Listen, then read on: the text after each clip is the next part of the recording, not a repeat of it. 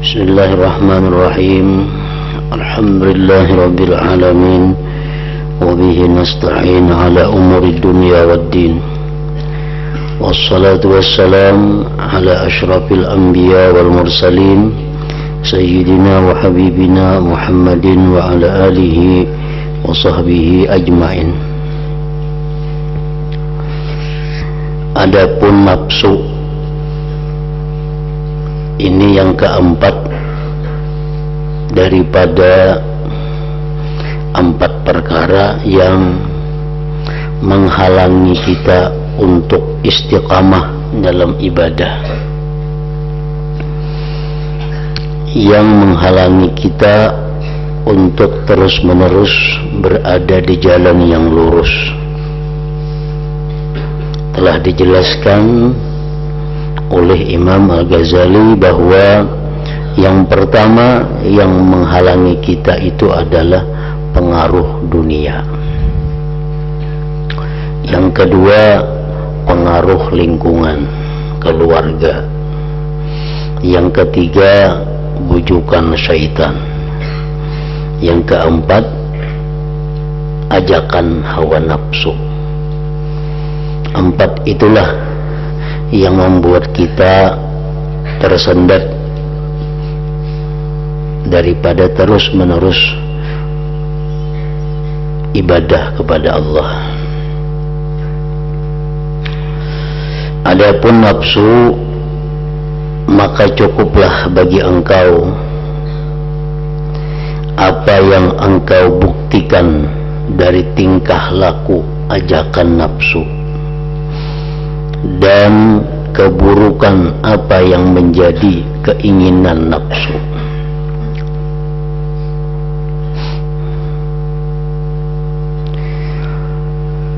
Nafsu ini dalam keadaan mengajak bersenang-senang adalah seperti binatang, dan dalam keadaan marah nafsu itu bagaikan binatang buas. Dalam keadaan menghadapi musibah, nafsu itu seperti anak kecil. Ketika sedang mendapat nikmat, nafsu itu seperti Fir'aun, sombong.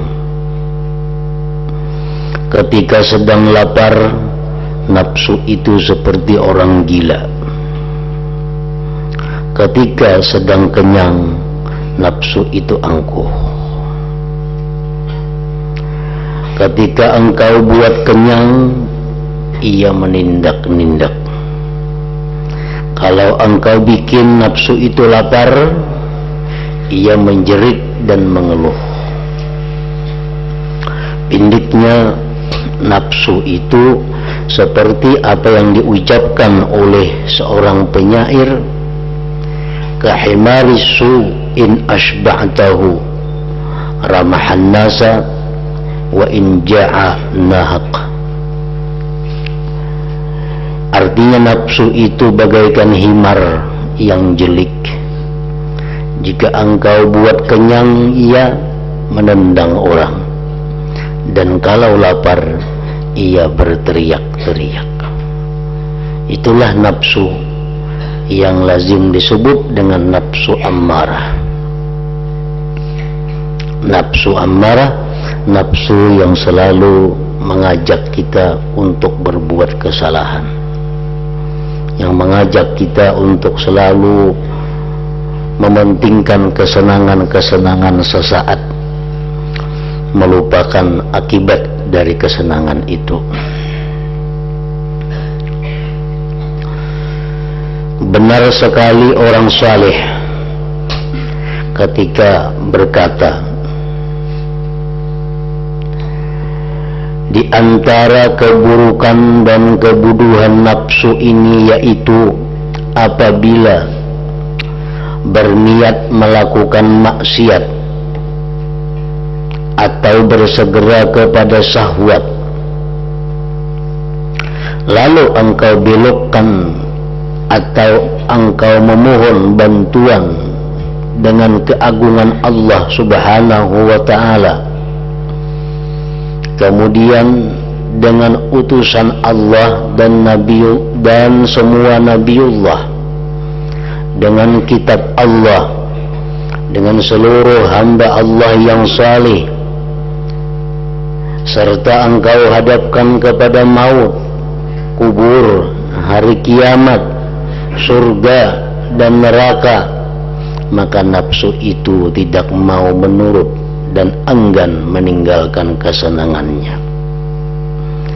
Jadi nafsu itu artinya walaupun kita bujuk dengan memandang keagungan Allah, nafsu kita bujuk untuk menuruti apa yang dibawa oleh Nabi-Nabiullah, nafsu kita bujuk agar dia patuh kepada kitab Allah,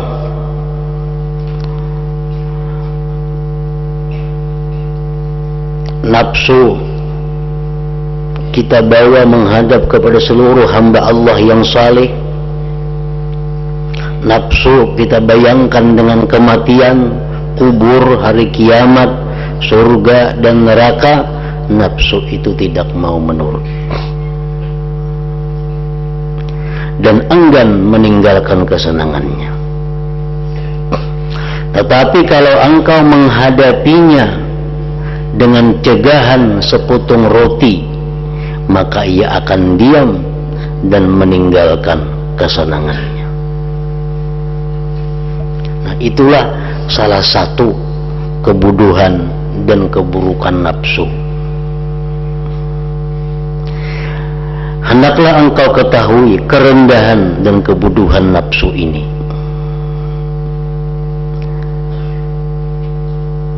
Lalu berhati-hatilah, jangan sampai lengah dari nafsu engkau. Sebab nafsu itu sebagaimana difirmankan oleh Tuhan yang Maha Agung, inna nafsa la'amaratum bisu. Ketahuilah, nafsu itu selalu mengajak berbuat jelek. Walaupun kelihatannya baik, walaupun kelihatannya taat, tetapi ujung-ujungnya pasti akan menimbulkan kejelekan, menimbulkan kemaksiatan. Ayat ini cukuplah sebagai peringatan bagi orang yang berakal.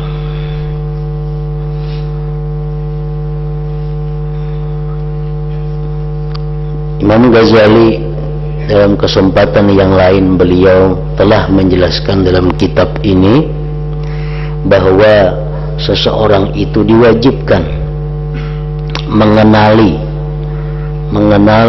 geritik-geritik hati, mengenali bisikan-bisikan yang masuk ke dalam hati. Dia hendaknya kenal apakah bisikan itu dari Allah, apakah bisikan itu dari malaikat, apakah bisikan itu dari syaitan, apakah bisikan itu dari nafsu. Hendaknya kita bisa mengenal itu. Supaya apa? Bisikan dari Allah kita laksanakan, bisikan dari malaikat kita laksanakan, bisikan dari syaitan kita tinggalkan, bisikan nafsu kita tinggalkan.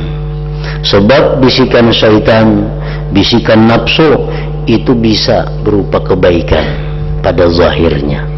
Nah, kalau kita bisa membedakan mana bisikan nafsu, mana bisikan syaitan, maka kita akan terjerumus ke dalam kerusakan, ke dalam kejahatan.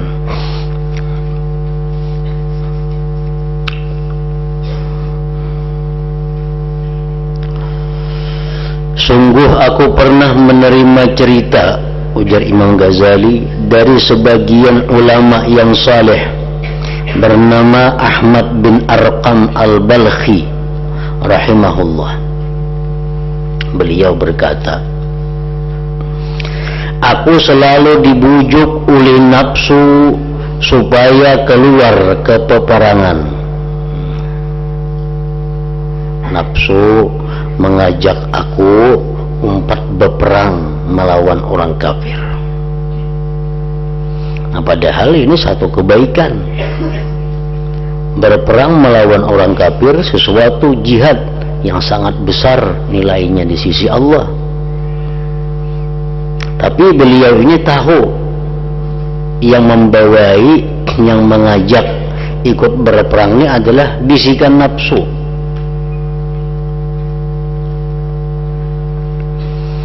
Nah, nafsu beliau ini membujuk supaya umpat berperang. Nah, kalau kita kadang mengenal bisikan nafsu, bisikan syaitan, nah kita tentu akan tertipu. Karena ini ajakannya adalah kebaikan. Ini ajakannya ajakan taat. Dalam hati kita ini ada keinginan hendak umpat berperang. Umpat berperang. Nah, kita hendaknya mengenal dahulu kenapa timbul hendak berperang nih. Apakah dari nafsu kita hendak umpat berperang? Apakah ajakan syaitan atau ilham dari Allah, malaikat? Nah, itu yang wajib kita ketahui. Syekh Ahmad bin Arqam ini orang yang sudah tahu, oh ini bisikan nafsu, membawai berperang fisabilillah. Lalu aku mengucap subhanallah, Allah telah berfirman, nafsu selalu mengajak berbuat jelek. Innan nafsa la'amaratum bisu. Sekarang nafsu ini memerintahkan kebaikan. Kan aneh, Allah kada mungkin berdusta, mustahil. Dalam Al-Quran disebut nafsu itu mengajak kepada kejahatan. Tapi kenapa nafsu ini membawai aku berperang fisabilillah? Ini tidak mungkin benar selamanya. Ini pasti nafsunya kada bujur mau berperang nih. Pasti ada apa-apanya. Tetapi nafsu ini enggan diajak beribadah. Nafsu ini enggan diajak beribadah. Ibadah lainnya kada mau. Anak empat berperang tuh bang.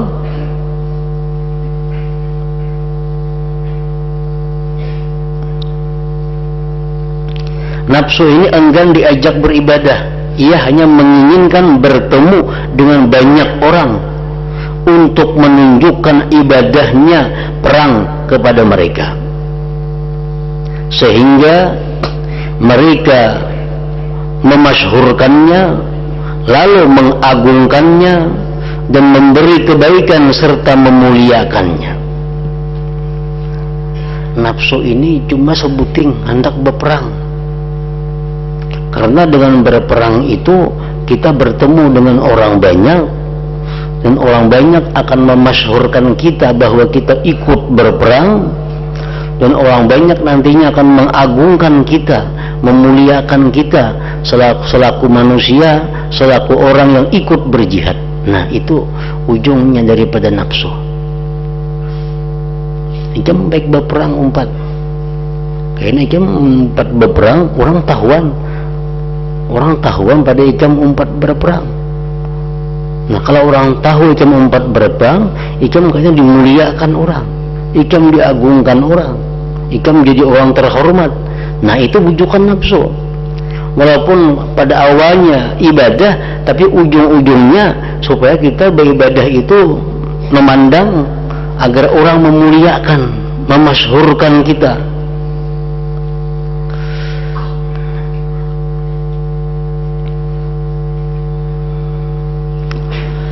Maka aku pun berkata kepada nafsuku itu, aku tidak akan menempatkanmu di keramaian dan tidak akan memperkenalkanmu dengan orang banyak.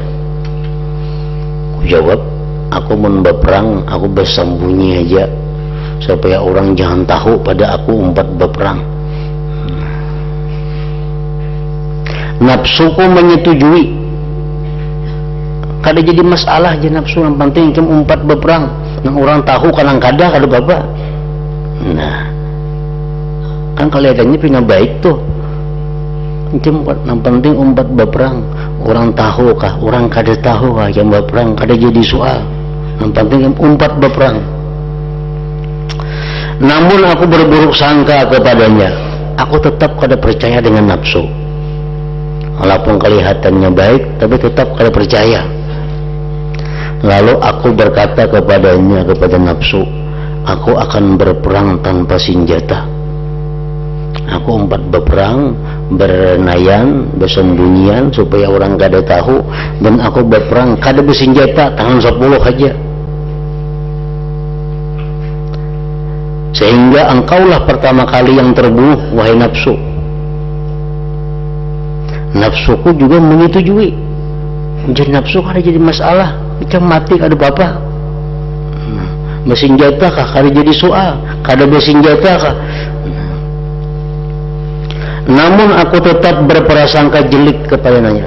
Tetap aku kada percaya lawan nafsu. Walaupun ia siap mati, walaupun siap dibunuh orang. Dan Ahmad bin Arqam menghitung beberapa kebaikan secara zahir yang hendak beliau kerjakan, semua disetujui oleh nafsunya. Beliau berkata, aku lalu mengucap, wahai Tuhanku, semoga berkenanlah engkau memperingatkan kepada nafsuku, karena aku selalu curiga terhadapnya. Lagi pula aku selalu membenarkanmu. Lalu aku dikaruniai kasab, dibuka tabir hatiku.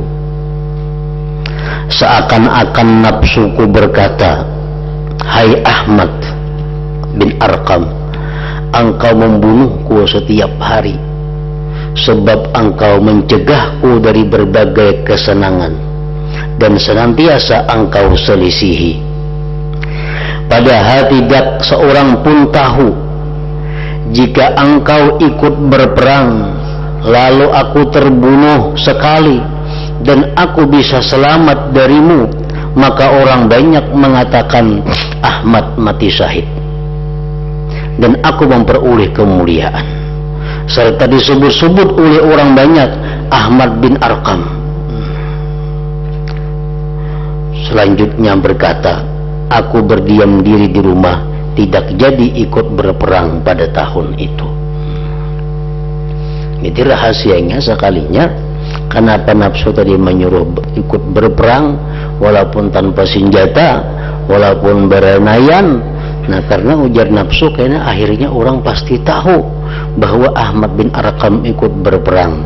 Andai kata inya matinya dibunuh, maka ia akan dianggap sebagai seorang yang mati syahid, lalu akan dihormati orang, akan dikenang orang sepanjang masa. Nah, itulah tujuan nafsu membawai berperang. Bukan lagi karena Allah, tetapi karena untuk mencari kemuliaan di sisi manusia. Nah, jadi perhatikanlah bujukan nafsu itu. Nafsu memasyhurkan engkau sesudah mati dengan amal yang tidak bisa dikerjakan sesudah mati.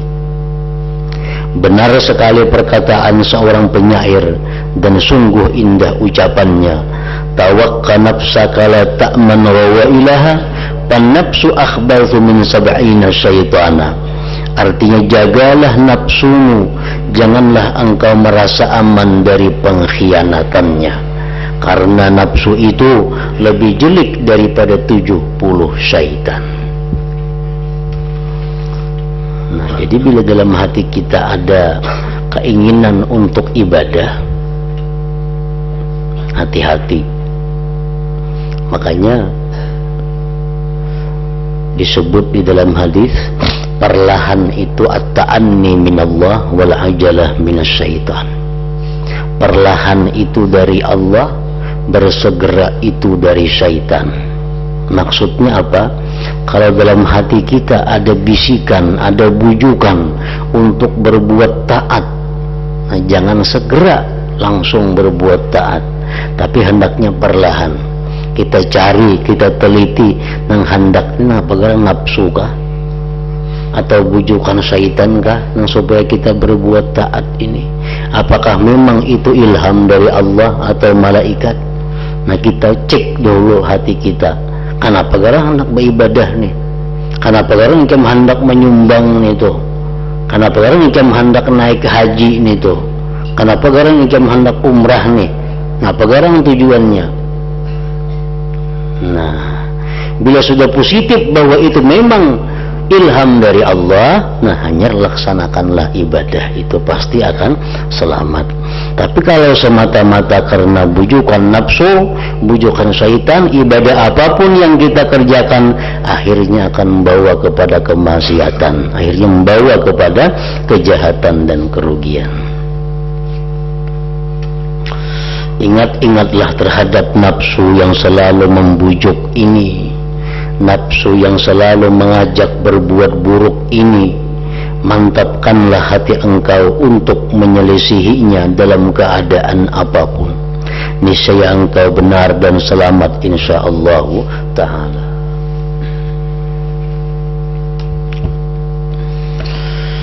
Kemudian hendaklah engkau dapat mengendalikan nafsu engkau dengan kendali takwa.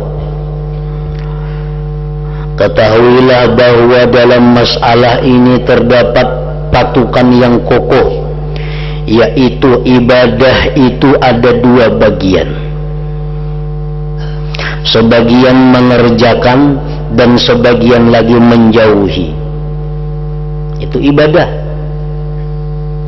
Bagian mengerjakan adalah taat kepada Allah, sedangkan bagian menjauhi ialah meninggalkan maksiat dan perbuatan jelek. Di hadapan kita ada maksiat, kita mundur, itu ibadah, benar-benar pahalanya. Kita dihadapkan kepada perintah Allah, kita laksanakan, nah itu ibadah juga. Jadi ibadah itu bukan hanya melaksanakan, tapi ada juga meninggalkan. Melaksanakan yang perintah, yang anjuran, menjauhi yang dilarang.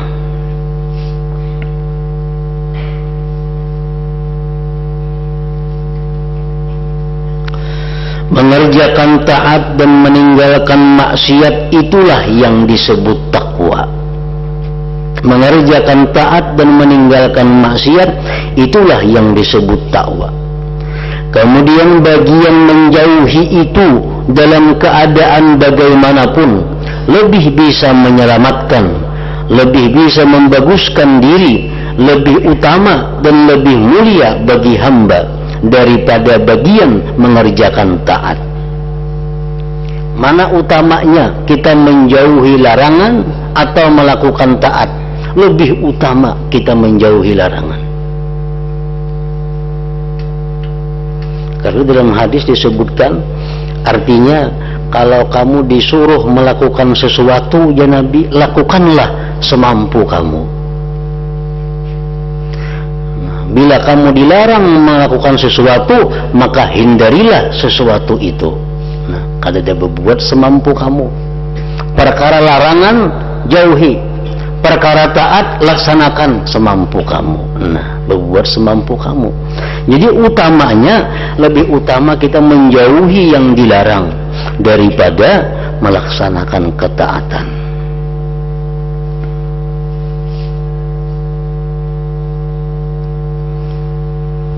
Kita umpamanya naik haji, ini ibadah. Naik haji ini adalah ibadah. Tetapi kita kada akan bisa naik haji kalau kada melakukan maksiat dalam perjalanannya. Nah, ini kita naik haji, tapi kita kada kawan naik haji yang mulus. Pasti ada kita melakukan hal-hal yang maksiat. Contohnya apa? Umpamanya kita bisa naik haji, tapi kita harus menyuguk ini, kita harus menyuguk itu, kita harus menyuguk si B, si A, si C. Mungkin kita kada kayak itu, kita kada kalau naik haji harus suguk sana, suguk sini. Nah, maka naik haji itu kada menjadi kewajiban, kada wajib lagi. Kenapa? Karena di dalam perjalanannya banyak terjadi kemaksiatan dan menjauhi maksiat lebih utama daripada melakukan ketaatan itu.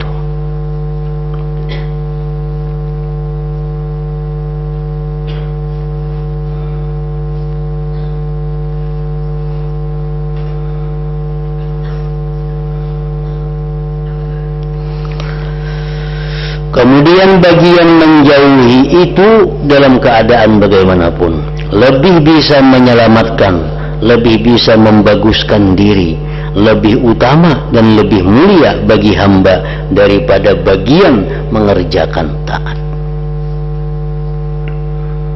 Karena itu para pemula mubtadiin dari ahli ibadah yang baru menginjak tingkatan pertama dalam ijtihad sungguh-sungguh beribadah, pada sibuk dengan bagian mengerjakan ibadah dan taat. Semua mempunyai himmah, kehendak yang kuat menjalankan puasa di waktu siang, salat di waktu malam dan sebagainya. Tetapi orang-orang yang sudah berada pada tingkatan yang tinggi dari ahli ibadah yang mempunyai kewaspadaan, mereka sibuk dengan bagian menjauhi maksiat dan perbuatan jelek. Himmah mereka tertuju kepada pemeliharaan dan kecenderungan kepada selain Allah, pemeliharaan perut dari fudul yang sia-sia, pemeliharaan lisan dari omong kosong, pemeliharaan mata dari melihat kepada yang tidak berguna bagi diri mereka. Jadi ibadah tadi ada dua, ada menjunjung perintah, ada menjauhi larangan. Menjauhi larangan ini lebih utama. Orang-orang pemula mereka sibuk beribadah dengan melaksanakan perintah, puasa, sembahyang malam, itu yang mereka utamakan. Tapi kalau orang yang sudah berada di kedudukan yang tinggi, mereka nomor satu adalah menjaga diri daripada kemaksiatan. Itu yang utama mereka lakukan.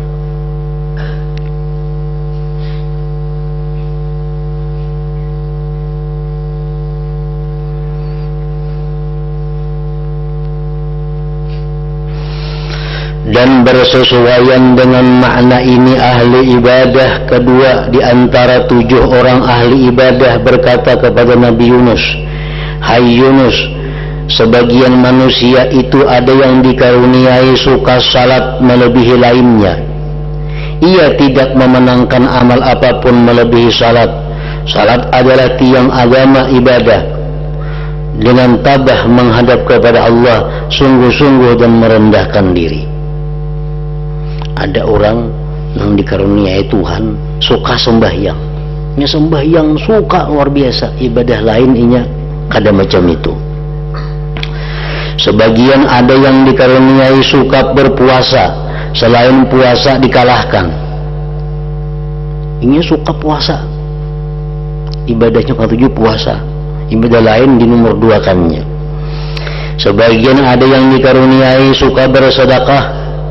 Ini bersedekah tuh Bang, ketujuh sembahyang belang kambingan. Kalau urusan bersedekah nomor 1 inya.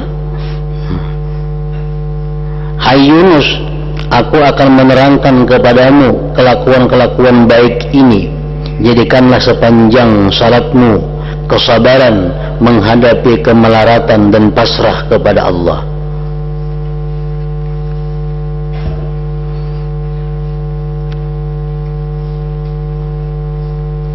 Aku akan menerangkan kepadamu kelakuan-kelakuan baik ini, nang suka sembahyang, suka puasa, suka bersedekah tadi. Jadikanlah sepanjang salatmu kesabaran menghadapi kemelaratan dan pasrah kepada Allah. Jadikanlah puasamu diam dari segala keburukan. Jadikanlah sedekahmu cegahan dari merugikan orang lain. Sebab tidak ada sedekah yang lebih utama daripada mencegah dari merugikan orang lain. Tidak ada puasa yang lebih baik daripada diam dari segala keburukan. Hanya sembahyang itu, ini suka sembahyang, itu baik. Tapi yang lebih baik lagi, andai kata orang ini sabar dalam menghadapi musibah-musibah dan pasrah kepada Allah. Orang itu puasa suka, itu baik. Tapi yang lebih baik adalah dia diam daripada melakukan segala yang tidak baik. Sedekah itu utama, baik. Tapi lebih baik lagi andai kata dia mampu menjaga diri daripada merugikan orang lain. Apabila engkau telah mengetahui bahwa sisi menjauhi maksiat itu lebih utama untuk diperhatikan dan diusahakan dengan sungguh-sungguh, maka jika engkau dapat menghasilkan dua sisi, mengerjakan yang taat dan menjauhi yang maksiat sekaligus, berarti sempurnalah urusan engkau. Mengkawa kedua-duanya, yang taat dikerjakan, yang maksiat dijauhi, itu sempurna, tercapai kehendak engkau. Engkau selamat dan beruntung. Namun kalau anda hanya dapat mencapai salah satunya, maka hendaklah satu itu adalah sisi menjauhi. Kita dihadapkan sekaligus kepada perbuatan taat dan maksiat. Yang mana kita pilih? Pilih menjauhi maksiat.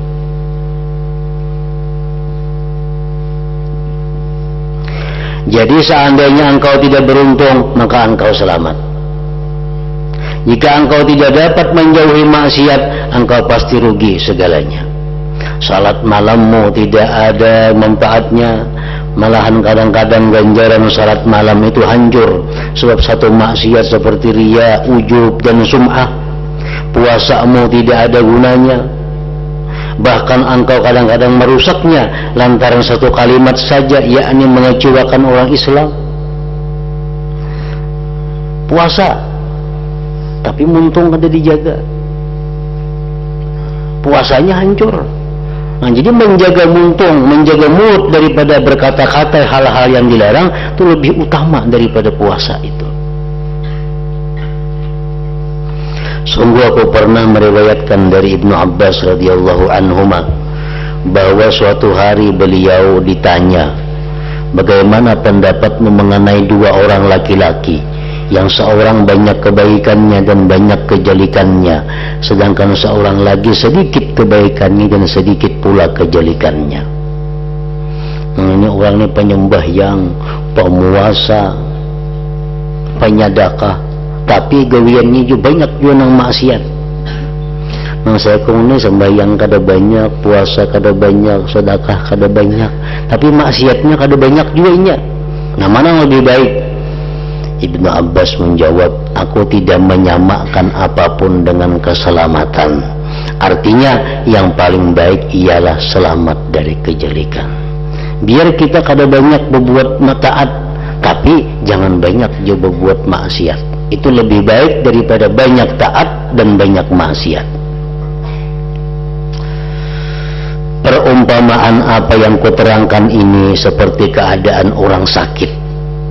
Begini, usaha mengobati orang sakit itu ada dua bagian. Sebagian adalah obat dan sebagian lagi ialah berpantang, berpemantang ya kita. Kalau keduanya ada, orang yang sakit itu segera sembuh dan sihat badannya, obat dijalankannya, pemantang dijaganya, lakas sigar.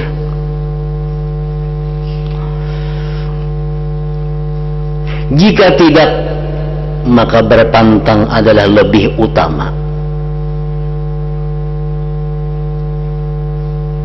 Karena berobat itu tidaklah bermanfaat bila tidak disertai berpantang. Sebaliknya kadang-kadang berpantang bisa bermanfaat tanpa dengan obat. Karena ingat tahan ma'arti pemantang, kada bau obatan sigar. Nah, saya kok makan obat makan 4-5 kali sehari, pemantang jalan terus juga, nah bisa kada baambihan garingnya. Rasulullah SAW pernah bersabda, aslu kulli dawa al-himyah, artinya pokok setiap obat adalah berpantang, menjaga diri. Maksudnya berpantang menjaga diri itu bisa memadai sebagai pengganti obat. Karena itu ada yang mengatakan bahwa orang-orang India itu apabila sakit, cara mengobatinya adalah berpantang, dengan mencegah orang yang sakit dari makan, minum, dan berbicara untuk beberapa hari sampai sembuh dan sihat kembali.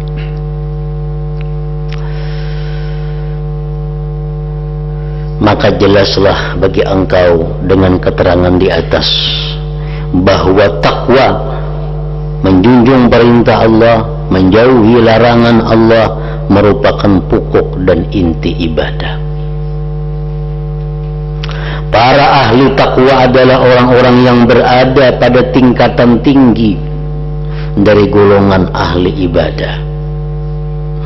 Oleh sebab itu hendaklah engkau memeras kekuatan untuk mengupayakan selalu takwa tadi, selalu menjunjung perintah Allah dan menjauhi larangannya. Dan kita ingat bahwa menjauhi larangan itu lebih utama daripada menjunjung perintah.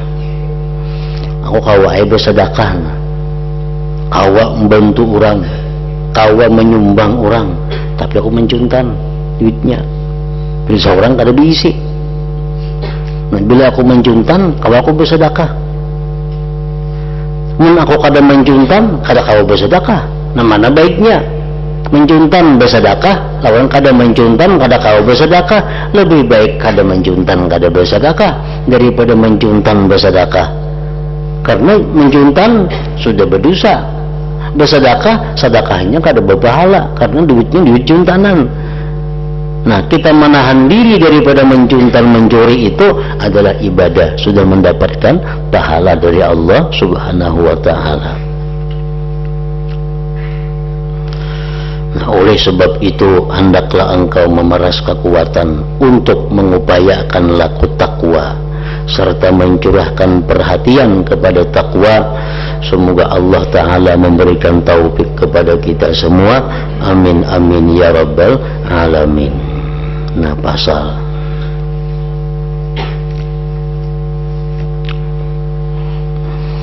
ila hadratin Nabi sallallahu alaihi wasallam. Al-Fatihah.